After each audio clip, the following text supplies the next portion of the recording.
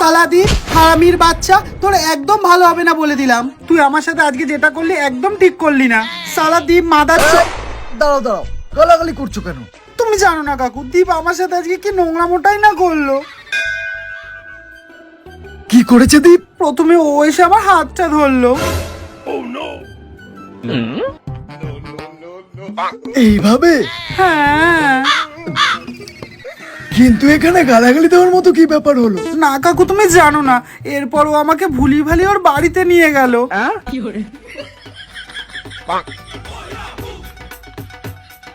এইভাবে? হ্যাঁ, ঠিক এইভাবে। হ্যাঁ, কিন্তু এখানে গালাগালি দেওয়ার কি হয়েছে? তারপর ও আমাকে জোর জবরদস্তি খাটে শোয়ালো। এইভাবে? হ্যাঁ। 2 hours later.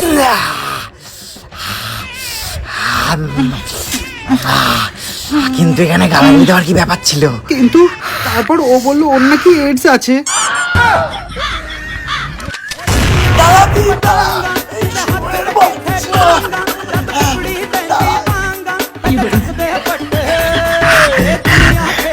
দীপ মাদার চোদ চালা।